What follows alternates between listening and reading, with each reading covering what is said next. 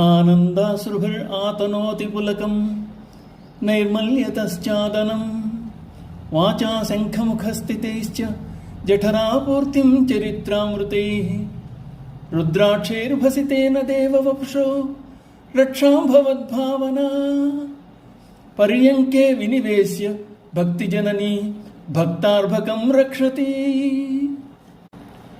తల్లి బిడ్డలను కన్నులందించుకొని కాపాడినట్లు భక్తి భక్తుని కాపాడుతుందని చెప్తూ శంకరాచార్యుల వారు భక్తిని తల్లితో పోల్చి చూపిస్తున్నారు. తల్లిని మించిన దైవం లేదు. నవమాసాలు గర్భాన మోసి జన్మనిచ్చిన బిడ్డను తల్లి అవ్యాజ ప్రేమతో లాలించి పాలించి పెద్ద చేస్తుంది. మాతృత్వం ఎంత మధురమో శిశువును గుండెలకు హత్తుకున్న తల్లిని చూస్తే తెలుస్తుంది. ఆ సమయంలో ఆమె పొందే ఆనందం అనిర్వచనీయం.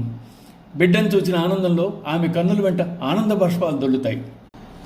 తల్లి స్పర్శ తగిలిన శిశువు పులకరిస్తుంది. నోటితో చెప్పలేని భావాన్ని, పరవశత్వాన్ని లేలేత నవ్వుల్లో చూపిస్తుంది. శిశువునకు స్నానం చేయించిన తల్లి పొత్తిళ్లలోనికి బిడ్డను తీసుకుని అక్కును చేర్చుకుంటుంది. వెండి గిన్నెలో పాలు పట్టి కడుపు నింపుతుంది. రుద్రాక్ష కట్టి విభూది పెట్టి నిద్రలో భయపడకుండా రక్షించుకుంటుంది. రామాలాలి మేఘశ్యామాలాలి అంటూ జోలపాడి ఊయిల్లో నిద్రపుచ్చుతుంది. తల్లి బిడ్డను ప్రయోజకుడిని చేయడానికి తాపత్రయపడుతుంది. కన్నతల్లి కాకపోయినా యశోద కృష్ణుని పట్ల చూపించిన ప్రేమ అసమాన్యం, లోకోత్తరం. తల్లి బిడ్డల ప్రసక్తి వచ్చినప్పుడు ముందుగా గుర్తుకు వచ్చేది యశోదాకృష్ణులే. మానవులలోనే కాదు, జంతువులలో కూడా సంతానం పట్ల ఇదే విధమైన భావం వ్యక్తమవుతోంది. గోమాత లేగదోడును చూడగానే ప్రేమతో పాలు చెబుతుంది. పక్షులు తమ పిల్లలను రెక్కల కింద దాచి కాపాడుకుంటాయి. భక్తుని పరిస్థితి కూడా తల్లికి బిడ్డ వంటిదే. భక్తి అనే తల్లి ఇంత జాగ్రత్తతోనూ భక్తుడైన బిడ్డ యొక్క పెంపు వహిస్తుంది.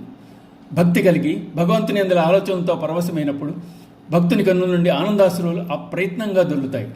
భక్తిభావంలో రమిస్తున్న భక్తుడు తన కంటి వెంట వచ్చే ఆనందధారాల చేత సుస్నాతుడవుతాడు. భక్తి పవిత్రమైన నిర్మల సాత్విక భావాలను కలుగజేసి భక్తుని శాంతపరుస్తుంది. భక్తుని చేత అర్చనాది పూజా కార్యక్రమం గావింపజేసి శివమంత్రం చెప్పే శంకులోని తీర్థమును స్వీకరించేలా చేస్తుంది.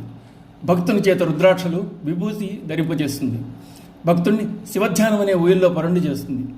ఇన్ని కారణాల వల్ల శిశువునకు కంటి రెప్పలా కాపాడుకుని తల్లి ఎంత అవసరమో భక్తునికి భక్తి కూడా అంతే అవసరమని శంకరాచార్యుల వారు అభిప్రాయపడుతున్నారు. శ్రీ మాత్రే నమః.